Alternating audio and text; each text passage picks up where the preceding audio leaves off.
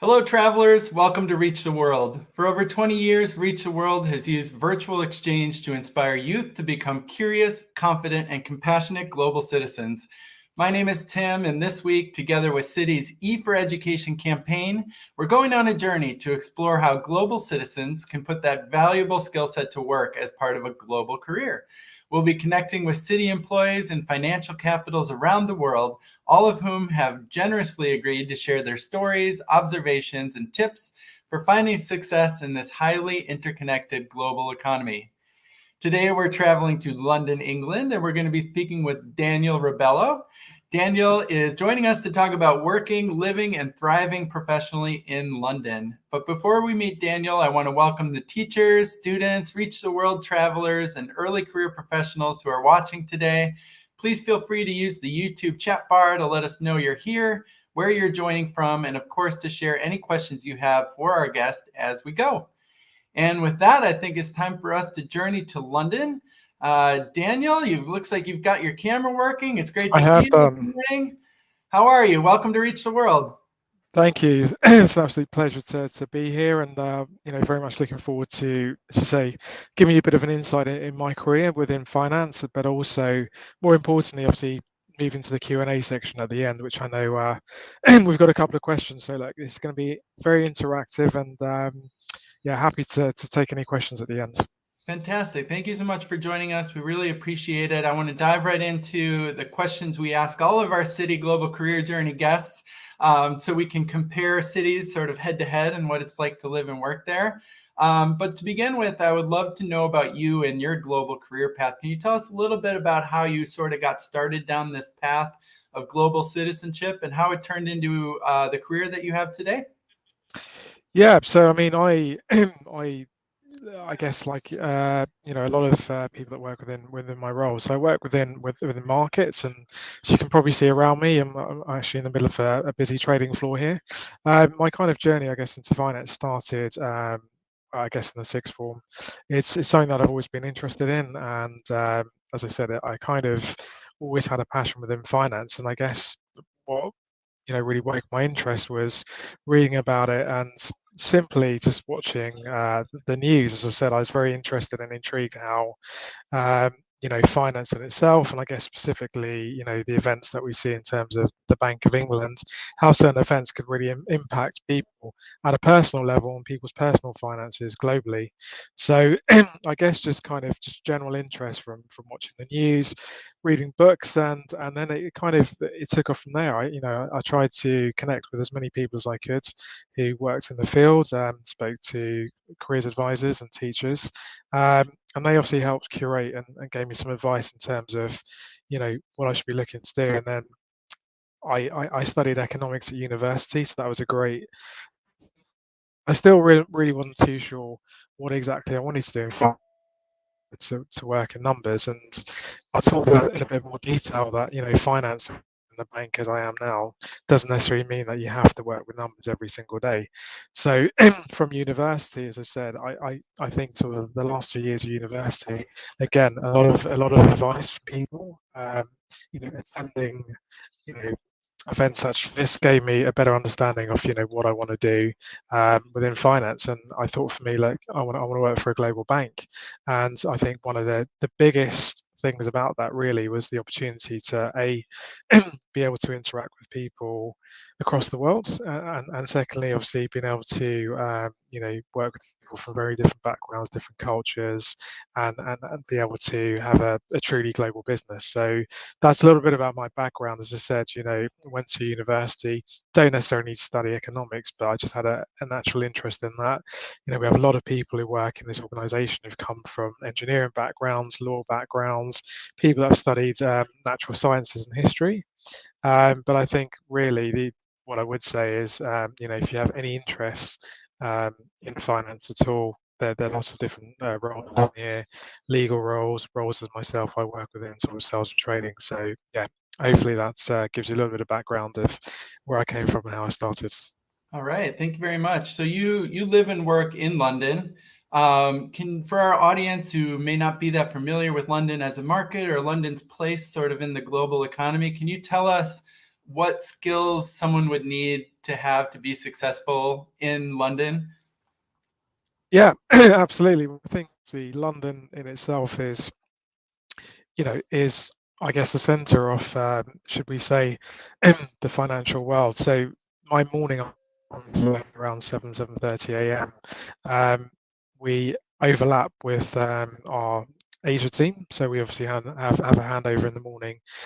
We have an overlap, and then obviously as the day progresses, we then obviously overlap with New York. Now, to your point and to your question, I guess one of the benefits about Citi is that you sit and interact with often the time zones, and that in itself has its limits.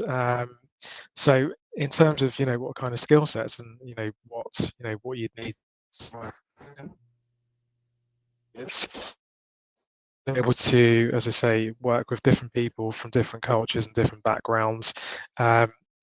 We work fairly frequently with the office in Japan, and you've got to remember that even within a working culture, the working environment in, for example, America is very different to maybe some of the cultural skills and cultural practices that we may see our colleagues in Japan having. So, like I say, it's a great opportunity to learn about other people's cultures and skill sets, but also at the same time, you have to be open and understand that maybe the way that you go about problem is very different to how other people would react to go about doing it in other regions. Um, so yeah, like I say, it's a case of being open-minded. Sometimes there is actually a bit of a breakdown in, whilst everyone speaks English fairly fluently to business globally, there are certain phrases that we use in London and catch people off sometimes. Being patient, but also understanding that the same way that you have out in the outside world, people have different cultural skills and to work with people from around the world, I'd say is probably one of the key skills. All right. Amazing. You touched a little bit on this, but I'm wondering if you could spell out for us in general terms what an average day is like for you. Yeah. So 7:30. That now, I must say, once I first finished from university and started working in finance, that was a bit of a culture shock, to say the least. But generally at 7 o'clock, we come in, we have a handover with our Asia office. What this would entail, I work with an FX over 100 different foreign exchange currencies. So we have a handover with them and understand if there's anything that we need to be aware of or any outstanding issues that we need to take care of. So that's also in touch more in terms of what have happened with the market whilst we're speaking internally, that we're be aware of the market. So it's not just centric to London. We obviously trade foreign exchange, be it Japanese yen to the Mexican peso in London. So it's understanding what's happening in the markets, what drivers there are, and then we basically go into our sort of, I would say, BAU. So within our desk, as I say, we manage FX. What we do is we have a bunch of different clients. So we have internal clients from different areas of the bank, but we also have external clients that will come through to us and they want to trans FX for whatever reason. And I guess everyone on this call probably at some stage has had to exchange foreign currency if they've gone on holiday. I guess the difference here is we work with different corporations and institutions that have FX requirements, maybe because we've got staff that work similar to Citi across the world, so they need to pay staff in other parts of the world. Conversely, there are a lot of clients we deal with, corporate clients, and they've got Coca-Cola. Very interesting in terms of who we interact with, what we do, and the FX market, unlike some of the other markets, is a 24-hour market. So, from Monday morning right the way till New York close on Friday, the market is open 24 hours. So it's a case of just, being aware, constantly being aware of what's going on and speaking to internal sales, speaking to clients, but also speaking to our that look at all this information. So yeah, it's a combination of everything really. That's really interesting. I wonder if you mentioned that, you pay close attention to the news and that things that happen in the news impact what is going to happen to you during your day. When you're not working, when you're home or you're out doing something else and you see like a big world event happen, or you see a news headline flash, are you always sort of like thinking about how this is going to impact what you do? It seems like a sort of a never-ending connection to what's happening in the world. Well, I think that's a fantastic question, and the answer is yes. From the time you actually get onto a plane and actually arrive in, if you are traveling, the first thing you obviously start thinking in terms of, foreign exchange, the price I'm paying for something over here, how does that compare to what I'd be pricing if I was at work? So, to your point, yes, work never stops. But one of the reasons why I decided to work within this specific asset class, foreign exchange, is the fact that, as I said, everything that we do, they call it a macro asset class, which effectively means it's understanding macroeconomics, what's going on you know, in our everyday life. And that was what interested me in finance. So more recently, we had the election of the new prime minister. I happened to be working when we had Brexit and the UK left Europe. I came to work at 3 o'clock in the morning, walked into work at 3 a.m. and I got to work. And as you can kind of see around me, we're on a busy trading floor, and it was electric. It was as if it was 9 o'clock in the morning. So, like you said, I think anything you read, you're watching the news after you go home from work, you see stuff. Yeah, escape from it, which is a positive. That sounds very, very exciting, especially to be doing that in London, where all threads seem to come together in many ways. I wanted to ask you about any sort of career advice you would have for anybody really who is looking to either get into the global career field in some multinational corporation way, not necessarily finance, or is just sort of looking to take the next step in their global career journey. What have you found to be really successful character traits or best practices?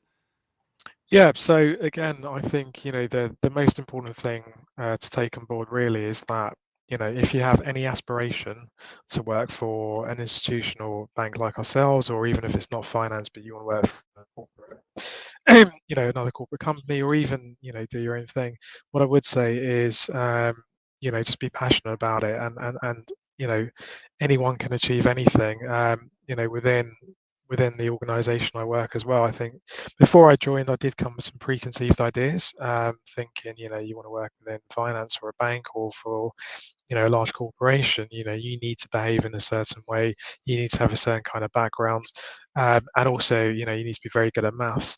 The simple answer is that within any of these organizations, whether it's a law firm, whether you work for an investment bank such as Citigroup, there are hundreds and thousands of different jobs within this organization. So I guess the best thing to say is that, whatever skill set you have, there's always an opportunity within these institutions. Well, the most important thing really is the best advice I'd give you is make sure you understand yourself, because when you do any kind of job, the things that you succeed in, be it sports or working for an organization, is something you're passionate about. So if you find yourself, in your own time reading about something, or you're interested in programming.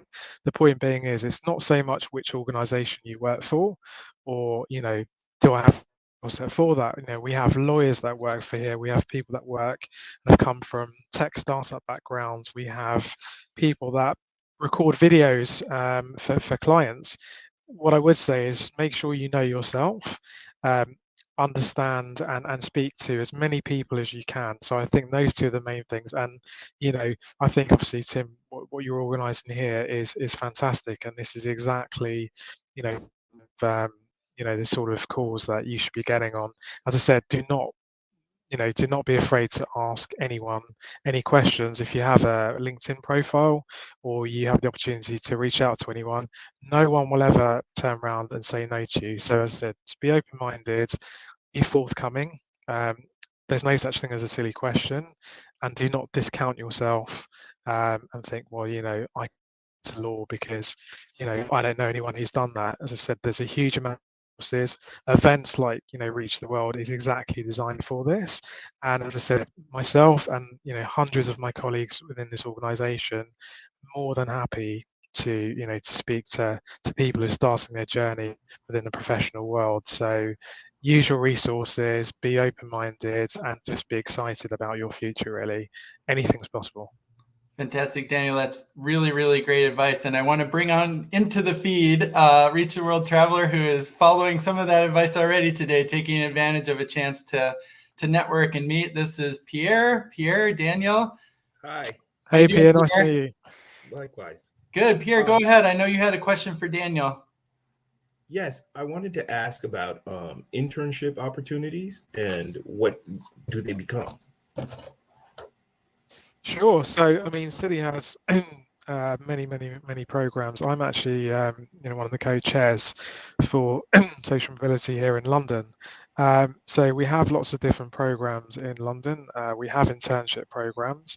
What I would say is that a lot of the a lot of what you need to know if you're applying to organisations such as ourselves is well documented on our website. So I'm pretty sure if you were to go to Citigroup or Google internships at Citi, what they will have is we have a launch page which has a list of all the different programs we offer, from internships at university to early careers, just before you get to university, but also for the analyst program.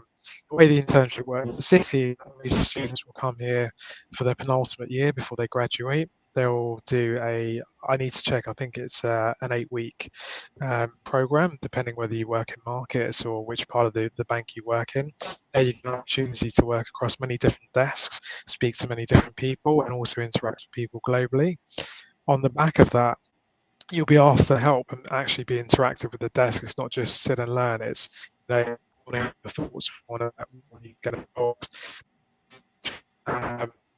Assessment, just like I'm saying with in school, across, we look at everything. It's not just how well you do in terms of being able to, fill a spreadsheet for us. It could be have you ask questions, and then after that, generally we will offer students a full-time analyst program, which means once they graduate, by default they will be able to join straight from university onto a graduate program. So I do strongly recommend people apply for an internship. It'd give you a good understanding before you graduate whether this is for you, and then that can automatically convert into a full-time analyst program, so you have a job waiting, subject to the right grades when you graduate. So yeah, we offer that.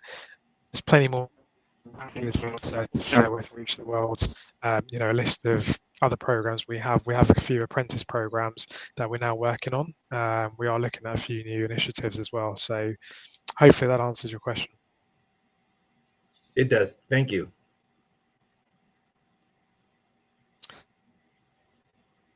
Daniel, so if you are not necessarily still in your final years of university, what other ways are there to sort of get your foot in the door at a multinational company? What would you recommend? Some tips for just sort of getting exposure to, whether it's a career change or whether it's just maybe don't want to necessarily be an analyst, or you just want to be involved in a corporation like Citi that has its tentacles in it and everything around the world, and feel that energy that you described. Sorry to miss some of the question. The question was how to best get that experience. Yeah, how to sort of if you are not a university student, if you're a couple of years out of university, or you're attempting a job change, and you've had these global experiences that make you want to get involved with a global multinational organization. Sure. What are some other ways you could get involved? Yeah, great question. So it's, these organizations just aren't for graduates. We have experienced hires. Again, on our website, we have for people that do come with some sort of experience. So I'd say the best thing really to do would actually to website, have a look under I guess their job postings. Within there we actually have experienced hire program people that may come through and have done an MBA, have got a 2 or 3 years experience. And we do have roles where we hire people directly into positions where they don't necessarily have the exact skill set. I think a lot of corporations like ourselves understand that someone may have gone and studied law for 2 years or have gone and worked as a geologist, but their skill set obviously will be beneficial in an organization like ourselves. So in that instance, as I said, if you do not see something specifically on a website, generally there will be an email, and I know that Citi have an email to reach out to our HR recruitment team, and I would, as I said, send an email across to explain your backgrounds, maybe with a brief CV. Again, we do hire people that haven't been through the traditional route and may not have come through a graduate program, have a degree, but obviously experience counts for a lot. So as I said, if you do not see something on our website or a company you want to work for, what would show great initiative really would be to maybe put a little covering letter, put a CV together. It doesn't matter how little, much, or how much experience you've got, and contact the recruitment aspirations. Great, Daniel. Thank you. Pierre, any follow-up questions to that? No, he answered all my questions. That's for sure. All right, fantastic. Thanks, Pierre, for joining. Appreciate it. Daniel, I have sort of a closing question for you that's more of a fun take on what it's like to live and work in London. Obviously, you could come for a year to London and not get to do everything, but from your perspective, if a first-time visitor to London was coming to the city and wanted to do something that was very, really captured the spirit of the city and showed them the best parts of living and working there, what would you recommend? Well, I mean, that's a big question. It's probably the hardest. I think what's synonymous with London is a lot of the sports and music. And I think, to the point, London is truly a global community. We have some of the best kind of sporting events, be it, I'm sure a lot of people on this call, watch football or soccer as they were. So I'd probably say, to soak up the atmosphere, probably try and attend one of the, sporting events, be that, one of the football matches, maybe go along to Chelsea or Arsenal. But, I think, again, we have Glastonbury, which I'm sure a lot of you heard, famous music festival. So, like I said, I'd probably try and event some sort of event. Obviously, you've got the famous sites within London. There's a lot of history there. So, if I had 24 hours, I'd probably get on one of these tourist buses, see the sights of London, and get a tour of London. And as I say, try and for something which is traditional, maybe a sporting event or a music event, or even a show in the West End, a musical.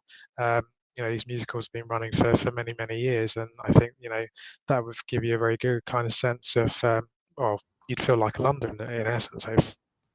All right, fantastic. Yeah, after the words came out of my mouth, I realized what a difficult question that was. Sorry. It's a great question. It made me think, but that's fine. Great question. Yeah, well, Daniel, thank you so much for spending some time with us today. I really appreciate your thoughtful answers. Thank you to our entire audience, including Pierre, for joining us live today and asking your question. There are many more Citi Global Career Journey stops to come, especially this week, so stay tuned. And if you missed any of our previous stops on this global career journey, you can always find the recordings for those events at Reach the World's YouTube channel, where we've set up a special Citi Global Career Journey playlist where you can compare London to Cairo to Bogota to, all over the place. So be sure to check that out. And finally, special thanks to the Citi E4Education campaign and to all our many Citi volunteers, including Daniel today, for making this learning experience possible. Daniel, thank you so much. Pierre, thank you so much. I hope you both have a great day. Thank you. Thanks very much for joining, everyone.